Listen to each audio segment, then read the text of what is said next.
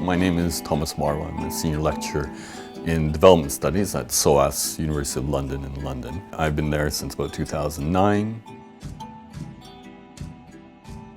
Today, which is the sort of very unknown fact that still a quarter of all banks in the world today are state-owned, of one form or another, with some of the largest ones being in China, but then also many different ones from Costa Rica to Venezuela to Sierra Leone to various other ones in Africa and East Asia. So there's a whole range.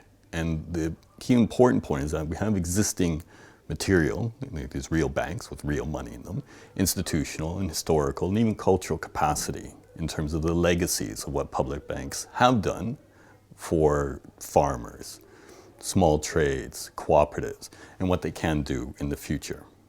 So that's a key point. The second key point is that they're not perfect, that there is potential in state-owned banks, but they're not necessarily always realized in the best way. And for that reason, then we need to build a movement around this, some realization of the potential, but also the problems. Because there's no doubt that there's been issues of corruption and abuse in state-owned banks, but there's also a lot of really good people, managers, frontline workers working in these banks who have genuine interest in the public sector, in collaboration, and in serving their communities. And then the third point, the other sort of larger issue, is that if we can begin to build some realization around the public banks, because of the centrality of money, because of the centrality of credit, and the problems of access to credit for all different types of social movements and public service in general, which has been named as a key issue, from the conditionality of the IMF and the World Bank to simply not having access to a bank and the problems associated with microcredit and microfinance today, that the sort of resurgence in a democratized public banking movement has the capacity to join many, many different struggles against neoliberalism and be a potential alternative. So most of my research is on Turkey, and I've done a fair amount of interviews with bank workers in Turkey, and one thing that came out in a number of different regions in Turkey is the potential, well, the benefits historically, but also potential for their agricultural bank, Ziraat Bank. And I interviewed some managers working at the bank who'd been there 30 years, and they were very proud of the fact that they simply didn't foreclose on a farmer's loan the first chance that they defaulted. That there was a methodology, a way, an acknowledgement that the bank had a responsibility to help out the farmer, either through technical expertise or to allow 1-2 times for the farmer to get back on their feet. All right. Another example would be something like the Banco Popular in Costa Rica that it's worker-controlled, worker-owned, it's backed by the state, but it also has a very clear democratic committee by which they then discuss what they do with their money. And there's also very clear environmental goals in many of the public banks in Costa Rica, green lending criteria, these sorts of things. So there are different ways by which money can be lent that are not purely profit-driven, that you can internalize socially progressive developmental goals, options, these sorts of things.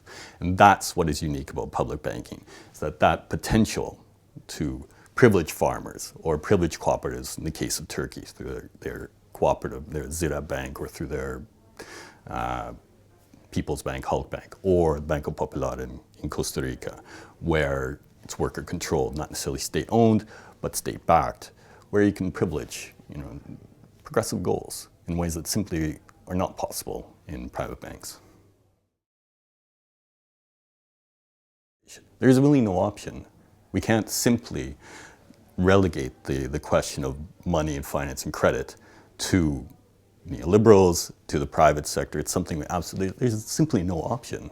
We can't do anything until we have control of money.